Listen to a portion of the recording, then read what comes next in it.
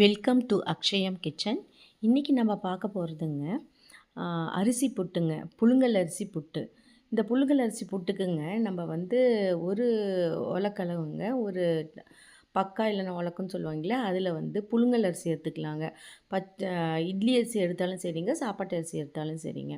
அது அடிகனமான ஒரு பாத்திரத்தை எடுத்துக்கணுங்க. அந்த பாத்திரத்தில் வந்து இது போட்டுங்க நல்லா வந்து செவக்க வறுக்கணுங்க. ஹைட்டான சிம்மில் தான் வச்சு வறுக்கணுங்க. ஹையில் வச்சு வறுத்தா வந்து அரிசி வந்து தீஞ்சு போயிடும், கருகல் வாசம் அடிக்குங்க புட்டில்.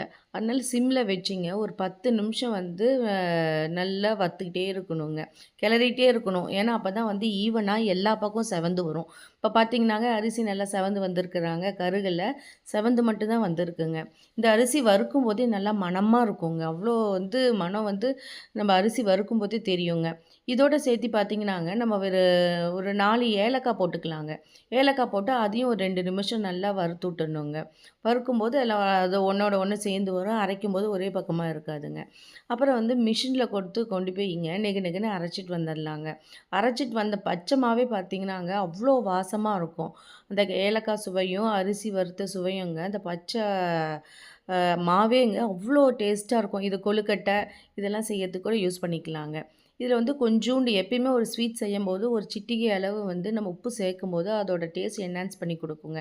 அதனால ஒரு சிட்டிகை அளவு தூள் உப்பு போட்டுக்கலாங்க. போட்டுட்டுங்க அதில் வந்து தண்ணி பார்த்திங்கன்னா இப்போ 2 டம்ளர்னா ஒரு 3/4 டம்ளர் அளவு தண்ணி ஊற்றினா ஃபஸ்ட்டு போதுங்க. தண்ணி ஊற்றிட்டு நல்லா கையிலேயே பெசறணுங்க, கரண்டியில் வேண்டாங்க, கையிலேயே நல்லா பெசரி கொடுக்கணுங்க. பெசரி கொடுக்கும்போது பார்த்திங்கன்னா கட்டியே இருக்கக்கூடாது, கொஞ்சம் கூட கட்டி இல்லாமல் உதிரி உதிரியாக இருக்கிற மாதிரி நல்லா வந்து கையில் பெசரி கொடுக்கணுங்க. தண்ணி பத்தலைன்னா கொஞ்சம் தண்ணி தெளிச்சிக்கலாங்க, ஊற்ற வேண்டாங்க, தண்ணி தெளிச்சிக்கலாங்க. தண்ணி தெளிச்சிட்டுங்க மறுபடியும் வந்து கையில் நல்லா உதிரணும். வந்து பால்ஸ் மாதிரி ஒன்று கூட இருக்கக்கூடாதுங்க, கட்டி ஒன்று கூட இருக்கக்கூடாது. நல்லா உதிரியாக இது பார்த்தீங்கன்னா இப்போ பாருங்கள் நல்லா உதிரியாக இருக்குது.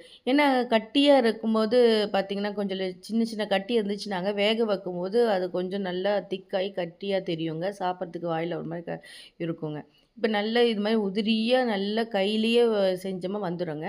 அப்புறம் ஒரு இட்லி பானையில் நல்லா தண்ணி சூடானதுக்கப்புறம் இந்த இட்லி தட்டில் வந்து இது வச்சிடலாங்க.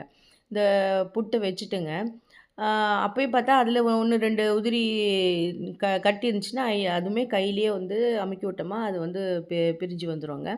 அப்புறம் வந்து இதை வந்து இட்லி பானையை மூடி வச்சு ஒரு 10 நிமிஷங்க நல்லா வெந்து வரட்டுங்க. வெந்து வந்ததுக்கப்புறம் அதுக்கப்புறம் வந்து ஒரு மூடி தேங்காய்ங்க, நல்லா பூந்துருவலாக துருவின தேங்காவை மறுபடியும் வந்து அந்த வெந்த புட்டு மேலேயே வச்சிடலாங்க. அதை மறுபடியும் மூடி வச்சிடணுங்க. அதை மூடி வைக்கும்போது அந்த தேங்காயோட வாசம் வந்து இந்த பொட்டுக்கு இறங்கும். அதுக்கப்புறம் வந்து ஓப்பன் பண்ணிங்க நாட்டு சர்க்கரைங்க, நாட்டு சர்க்கரை போட்டுட்டு வேணும்னா கொஞ்சம் வந்து நெய் கூட வைக்கலாங்க. நெய் வச்சு நம்ம நல்லா பெசரி கொடுத்தோமாங்க குழந்தைங்களுக்கு, இந்த நெய் வந்து சூட்டுக்கே நல்லா உருகி வந்துடுங்க. பெசரி கொடுத்தோமா குழந்தைங்க சூப்பராக இருக்கும்.